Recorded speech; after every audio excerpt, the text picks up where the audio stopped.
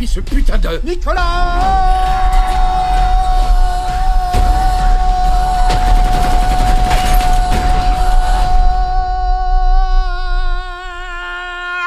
Woo, Cage!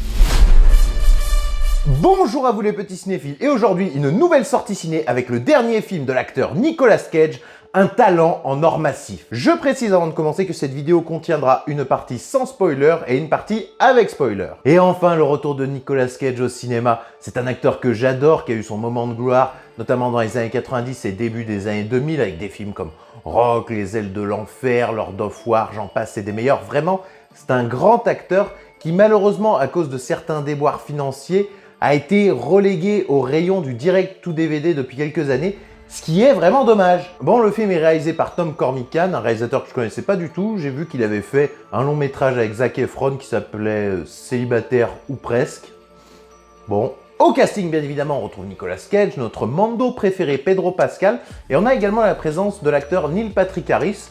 Voilà en gros pour les grosses têtes d'affiche de ce film. Et alors, de quoi ça parle? Nicolas Cage est un acteur endetté qui peine à revenir sur le devant de la scène et surtout à trouver des rôles.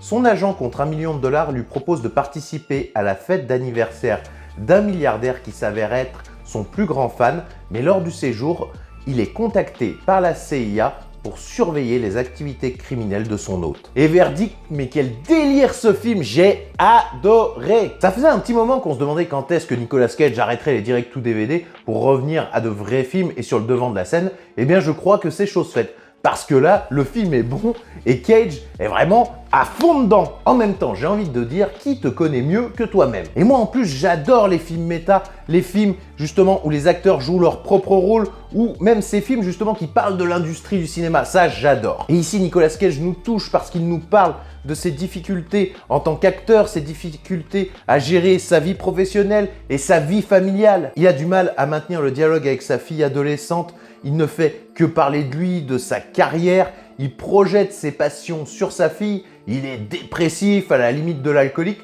Enfin, on dresse pas un joli portrait au début. Je me dis qu'au-delà du rôle, ça n'a pas dû être facile pour lui de se regarder en face, de regarder sa vie, d'en tirer un bilan. Après, ça reste un film.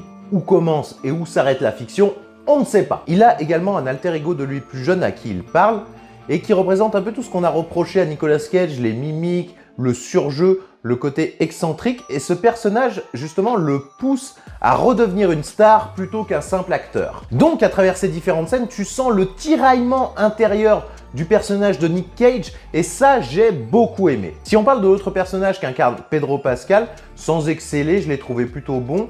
Il a un côté assez touchant parce qu'il adore Nicolas Cage, il veut qu'il se sente bien, qu'il devienne son ami, et j'ai trouvé qu'il y avait plutôt une bonne alchimie entre les deux acteurs. On a des scènes vraiment marrantes, notamment la scène de défonce où ils font n'importe quoi, ils ressortent les flingues en or de volte-face. Enfin, je vous en dis pas plus, vous verrez dans le film. Au-delà de ça, tout le côté CIA, espionnage m'a beaucoup fait penser au film L'interview qui tue avec James Franco et Seth Rogen.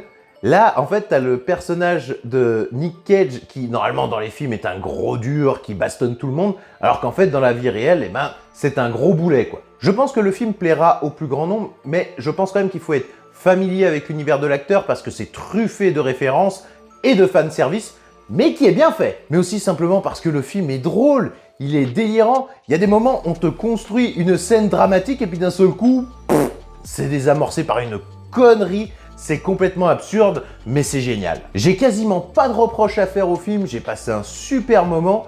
J'aurais peut-être aimé qu'il y ait plus de scènes entre Nick et son alter ego, mais hormis ça, je veux dire, c'est du tout bon. Et maintenant, on va passer en partie spoiler pour que je puisse vous détailler le scénario. Alors, partie spoiler, mais ce scénario est fou! J'ai adoré! En gros, Nicolas Cage va aider la CIA à faire tomber un criminel qui a enlevé la fille d'un président, sauf qu'il devient pote avec lui, ils écrivent un scénario qui doit s'attarder justement, qui doit être un film d'auteur, qui doit s'attarder sur les personnages et finir en mode gros blockbuster. Et en réalité, c'est le scénario du film qu'on est en train de regarder. Et c'est ça qui est génial. Parce que justement, dans ce film, Un talent en or massif, au début, tu crois que ça va être un film un peu dramatique, où on va s'intéresser à Nicolas Cage, sa descente aux enfers et tout ça.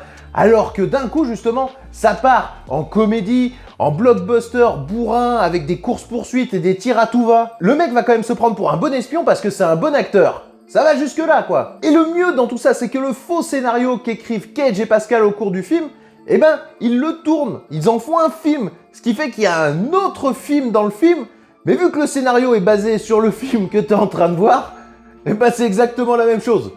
Je pense que j'ai perdu tout le monde là. Donc en vrai, je sais pas combien il y a vraiment de niveaux de lecture, mais dans le côté méta, ça se pose là. Et pour résumer, en fait, le film qu'il tourne à la fin du film, bah c'est juste le film Un talent en or massif, qui permet également de remettre Nick Cage sur le devant de la scène.